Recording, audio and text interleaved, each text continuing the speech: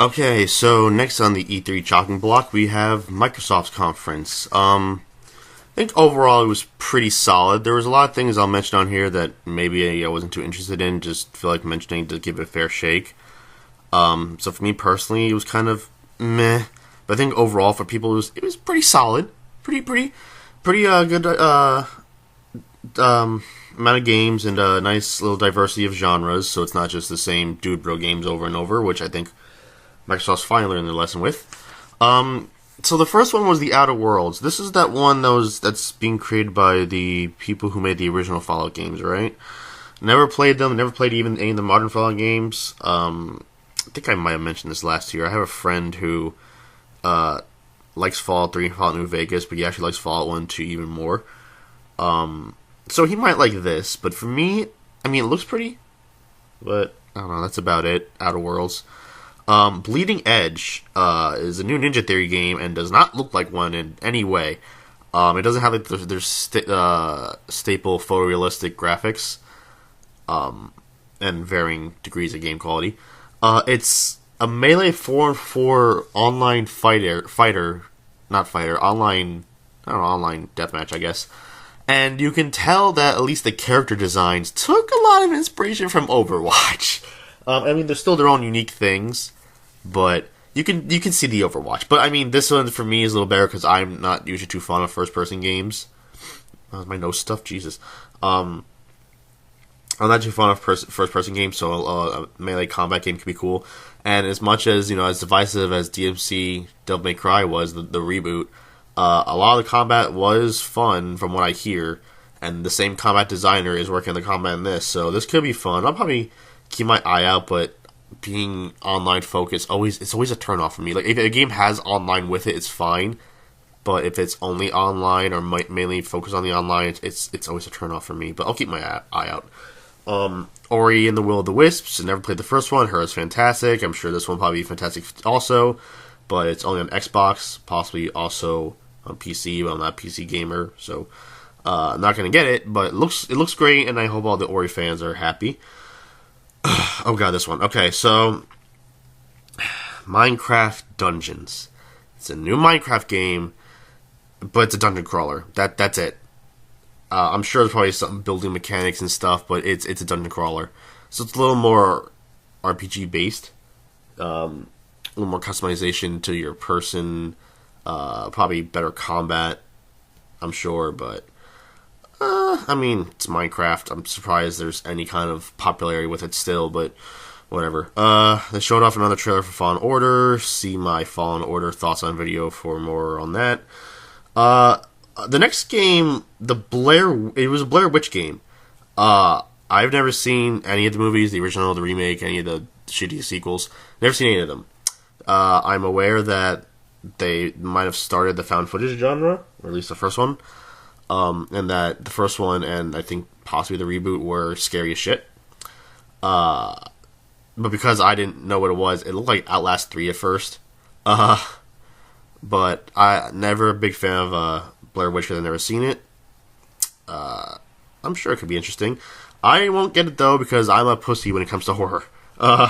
It's very rare if I can handle horror, which is why I consider Bloodborne one of the greatest horror games, because I was actually able to handle it. Okay. No, but Bloodborne actually is surprisingly a good action RPG horror game. But anyway, I mean, it could be interesting. Cyberpunk. It was mostly a CG trailer, because we had that huge gameplay demo quite a few months back. So it wasn't any real gameplay. But still, I know it was mostly a CG trailer, but still, it looks so good, and just it looks too good to be true. I'm kind of worried that it might be too good to be true. But we'll have to see when that comes out. And at the end of the trailer, there was someone who looked like Keanu Reeves, like strikingly so. And then out on stage came Neo Wick himself, Keanu Reeves. He's such a wholesome guy. God, he's freaking yeah, he came on stage and he gave the release date, which I don't think is solid, but it's at least a start. So it's going to be early to mid, I think like Q2 of next year, 2020. That's a weird thing to say. But yeah, Cyberpunk I am excited for. Keanu Reeves is in it, which is amazing. And that release date, I think it's just a starting point. I don't think that's a lockdown, but it's something. Spiritfarer. It looked kind of cute and charming. I'm guessing the idea is that like you build homes for spirits for places for them to live in until you can help them move on. I'm guessing that's the idea behind it. But it looks cute. The new Battletoads game that they teased last year. I'm sure it's not going to be as hard as the original Battletoads was, but I'm sure there's going to be some difficulty.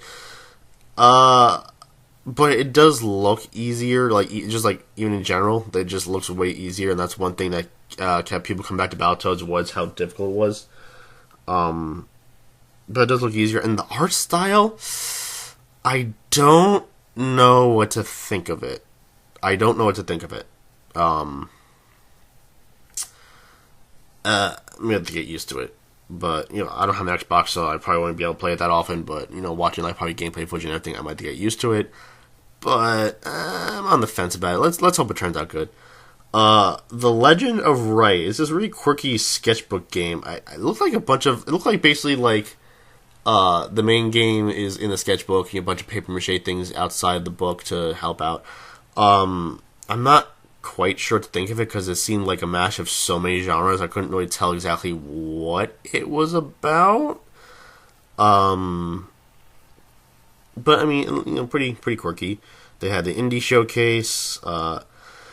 They had a Microsoft Flight Simulator. No, this isn't like freaking 2002 on your school PC doing that. This is a real game. It does look pretty, but also it does look pretty bland. It's a flight simulator, so I guess all the plane enthusiast gamers will have fun, but that's about it. I don't know why this was a main thing on the floor. This could have been something that's literally just packaged with new Dell computers at some point, I'm sure. But whatever. Age of Empires 2 Definitive Edition. Never played any of the Age of games. Not my type of thing, but Definitive Edition. Psychonauts 2. Never played the first one. I always hear good things about it, but I did see gameplay, and it looks okay. For Psychonauts 2, I'm surprised how well they kept the art style, given how many years it's been. How faithful the art style is and everything. Obviously, still updated to modern graphics and everything. This looks a little more exciting, a little more, I guess, yeah, just exciting. It looks a little better. I don't know if I'll get it. I'm not sure if it's Xbox exclusive or not, but I'm not sure if I'll get it or not. I'll have to keep my eye on that. Lego Star Wars: The Skywalker Saga. It's all Lego games, plus I'm guessing 2 more. It's going to be The Last Jedi and The Rise of Skywalker. That's still a terrible fucking name. But yeah, it's going to be all, the original trilogy, the prequel trilogy, Episode 7. Finally get Episode 8 because we weren't able to get that because EA had to license Star Wars. I guess they're starting to lose it if this is a thing. Since this is called The Skywalker Saga, it's got to have The Last Jedi and the new movie in it. So, I don't know, I might pick it up. I'm not sure. I already have, pretty much all the Lego Star Wars games. I don't technically have the complete saga one because I already had individually Lego Star Wars 1, Lego Star Wars 2, the original trilogy, so I didn't feel the need to pick up the complete saga. But I kind of have all of them at the moment, so I'll have to wait and see on that. But, maybe. Okay, so they showed more of Project Z, which was that open world action RPG Dragon Ball Z game made by CyberConnect 2, which now has a name, which is called Dragon Ball Z Kakarot. And that is a stupid name for a game. It's obviously Goku's real name, and it's still part of the Dragon Ball license, blah, blah, blah, blah. That's still a stupid name for a game. But I already see issues with it, and CyberConnect 2, they always nail visual and spectacle, always. But a lot of times their gameplay leaves a lot to be desired. And that looks like the case here. I guess it's a little more RPG based, so it's probably more on stats than straight up combat. But the combat looks flashy, but I'm sure it's just basic as shit. Asura's Wrath was like that, one of the biggest best spectacle games ever with some of the worst combat. The Naruto Ultimate Ninja and Storm games, the basic combat, I think like it started getting better around Generations, but the basic combat was always meh, but it was always like the jutsus and the bosses and everything, and the story that was always good, and it was good to look at. And that seems to be the thing here, where it's really pretty, but I don't know about the gameplay. And again, the reason why a lot of modern DBZ games have been so successful is because they're not telling the same story over and over again. Xenoverse and Xenoverse 2 put a nice spin on it. Fighters had its own story. They're trying to do things so it's not just the same story over and over. And this game just gives us the main, from the beginning of Z all the way to Frieza Saga, which I'm pretty sure Frieza will be the final boss, because of course, that we're just going through that again. Again, so I'm guessing it's just basically Japanese-made, high-budgeted Legacy of Goku remake at this point. I don't know what to feel about that. The next game was 12 Minutes, where I'm guessing it's a puzzle thriller where you're a guy stuck in a time loop, and you need to find a way out of it. It's Bites the Dust Simulator. I mean, it looks interesting. I'm not sure if I'll pick it up, but that's definitely, I feel like that could be a fun puzzle thriller. Way to the Woods looked really, cute. For the most part, a little nightmare fuel once in a while, but it's like two deer, I'm guessing a father and the child. It's father because of the antlers, it's a buck. And the child, the baby, I guess, I don't know, what's it, a fawn, I guess, is a baby deer? Wandering around, I'm guessing, it looks like an abandoned city, honestly, and, I was, busy writing down the name to look at the gameplay. But, look like they were exploring around, and maybe there were a couple things that weren't exactly real horrors, but like the deer is interpreted as horror kind of thing. I don't know how I feel about that, but it looks cute, it looks charming. Gears 5, it's another Gears game, never played any of them, don't really care, but if that's your thing, go ahead. There is Terminator DLC to tie in with the new movie, so that's kind of cool, I guess. Dying Light, didn't really play the first one, I hear it's good. Forza, don't give a shit. Gears Pop. No. Phantasy Star Online 2. Okay, so I've never had Dreamcast, never played Phantasy Star Online 1. From the rare times I've heard people play it, I hear it's really fun and really good. And Phantasy Star Online 2 was stuck in Japan for the longest time, so it coming here is a good thing. If it's on PS4, I might consider it, because right now, we all know it's for Xbox. We don't even know if it's going to be on PlayStation unless there's a trailer that says it's on there, because Sony's not here this year. I might consider it. We'll see. Tales of Arise, the new Tales of game. Never played them, but isn't there a thing where, like, if it doesn't end in IA, or it's bad? Like, Symphonia is good, Berseria is good. What was that one that just came out that was remastered? Vesperia. Like, if they don't end in IA, aren't they considered bad? This is Tales of Arise, not Arisia, so I don't know how this will turn out, but I guess Tales fans, we'll see. Borderlands 3, another case of I didn't really play the other ones. I hear good things about it, and it's like one of the few things that Gearbox has done that they haven't fucked up with. What am I missing? I know I skipped over one game, it's called like Crossfire or something, and that looked boring, and it reminded me of the old, was it 80s board game, not board game, but like party game, whatever it was, you'll get caught up in the crossfire. But I didn't care about that, it was a cool name, that's about it. I'm gonna come back to, one game. They teased the next gen, Xbox game, Project Scarlet, and it's just a bunch of PR talk as always. It's always the same shit, but I mean, if it's the next console, like, people are going to buy it. Halo Infinite it's probably going to be like a launch title for it, and they showed a little bit. I've played Halo 1 and Halo 3. I had a lot of fun with them, but again, first-person shooters and on Xbox, just not my thing. But for Halo fans, go crazy. This one hopefully will be one of the better ones. Don't know yet, because it looked like mostly a CG trailer. Maybe it was in-game, like, using the in-game engine, so it looked pretty, but I think it was still mostly pre-rendered.